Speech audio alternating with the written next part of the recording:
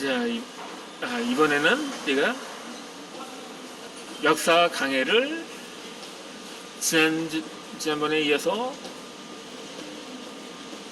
해드리도록 하고자 합니다. 지난번엔 제가 만약에 대원군이 좀 더 일찍 개항을 했으면 우리나라의 근현대사 역사는 어떻게 전개되어 왔을까에 대해서 설명을 드렸는데, 이번에는 그런데 이 흥선대원군이 집권 초기에는 원래 선진 문물을 받아들이고 개항을 하려고 했다는 사실입니다. 그런데 어떻게 해서 정책을 변경했는지에 대해서 간략하게 설명을 드리고자 하겠습니다. 이 흥선대원군 이항은 영조의 우대손으로 알려져 있었죠. 또 그의 손자인 정조는 개혁군주로 역사에 남았는데, 그가 독살되었는지 아니면 병사를 했는지에 대해서도 여전히 논란거리가 되고 있습니다.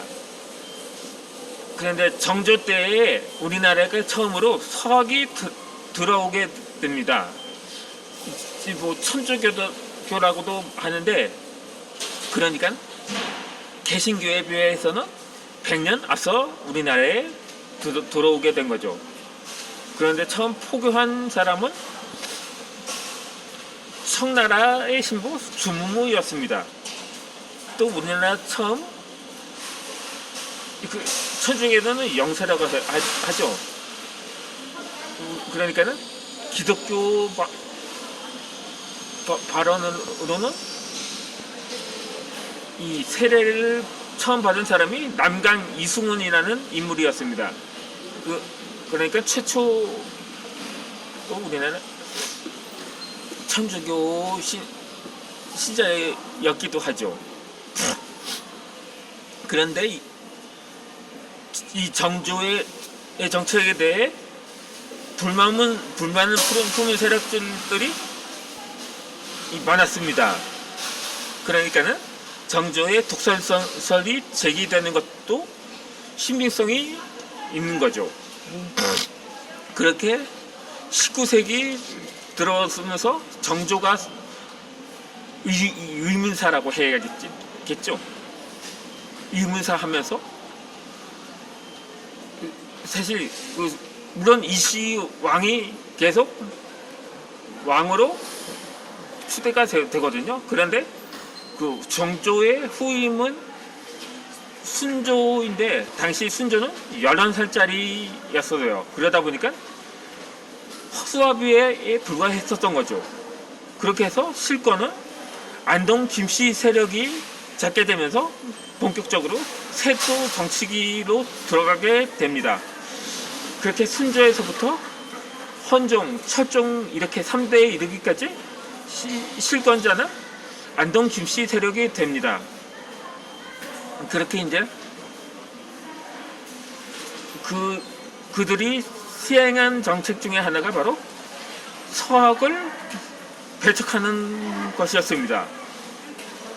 그러니까 19세기 들어와서 신유박해를 시작으로 병우박해에 이르기까지 세 차례의 이렇게 천주교 박해가 발생을 하게 되는데, 이 전부 세조 정치기에서 일어나게 됩니다. 또 그 유명한 실학자인 다산 정약용 전 선생도 서학을 연구하다가 결국 정조가 승하한 뒤 차츰 내리막길을 걷게 되면서 급기야는 유배형에 처하는 신세로 전락하게 된 거죠. 그러다 보니까는 이 이씨 왕조는 맥을 못 추게 되면서 나머지 왕손들도 그렇게 거의 운둔하며 살아가다시피 하게 됩니다. 영조의 우대손인 이하웅도 젊은 날에는 남봉꾼으로 살아가게 되었던 거죠.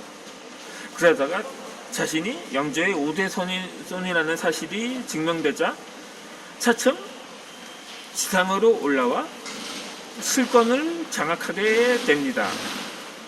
그렇게 한 것이 세도 정치를 타파하게 됩니다. 그리고 경복궁을 재건하는 등 나름대로 국가의 기강을 바로잡게 되었던 거죠. 그런데 그러다 보니까 이 대원군도 초기에 이 천주학에 대해서는 긍정적으로 접근을 하게 됩니다.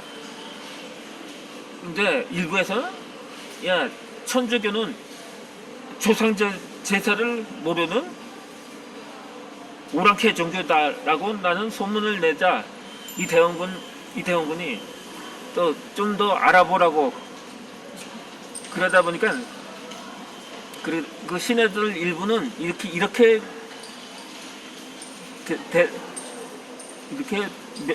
전했다고 합니다. 천주교는 조상 제사를 인정한다고 해서 그렇게 해서 안심을 시키게 됩니다. 그렇게 해서 그렇게 천주교를 인정하게 되는데, 그런데 그 대원군의 정책을 바뀌게 만든 사건이 바로 1866년 대동강에 표류한 제럴드 샤머노 사건 이후부터였습니다.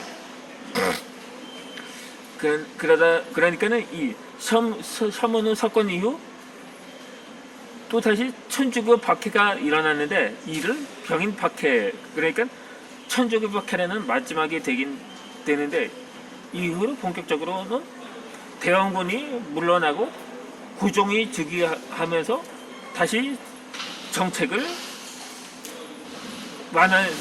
완화하게 되었던 거죠. 어쨌든 간에 이 대원군 이 샤머노, 당시는 이항선이라고 불렀는데 그중에 당시 청나라 상인인 교역을 목적으로 이 강군을 설득을 했다고 합니다. 그런데 이 선원들 일부는 이 무장을 하고 있었다고 합니다. 그러니 무트로 내려와서 그냥 민간인들에게 총질을 하는 사건이 발생을 하게 됩니다. 결국 이 당시 박규수 평양부사도 개화포였습니다. 하지만 저들이 자꾸 민간인을 이렇게 총을 쏘자 결국 반격을 시작하게 된 거죠. 이 고기잡이 배에다가 유황을 붙여서 그 활을 모두 발사해서 그 샤머노 호에 닿게 되었는데 그 철선임에도 결국 완전히 완파가 되면서 침몰을 하게 되었습니다. 거기 승무원과 선원들 모두 사망하고 그나마 헤엄쳐서 무트로 올라온 인물은 바로 토머스 무어라는 영국 선교사였습니다. 결국 그도 참수가 되었지만 끝내 책을 건네주게 되었는데 그것이 바로 성경이었던 것입니다. 그 중에서 박춘관이라는 군관이 훗날 당시 그가 전한 종교를 받아들였다는 후문이었습니다.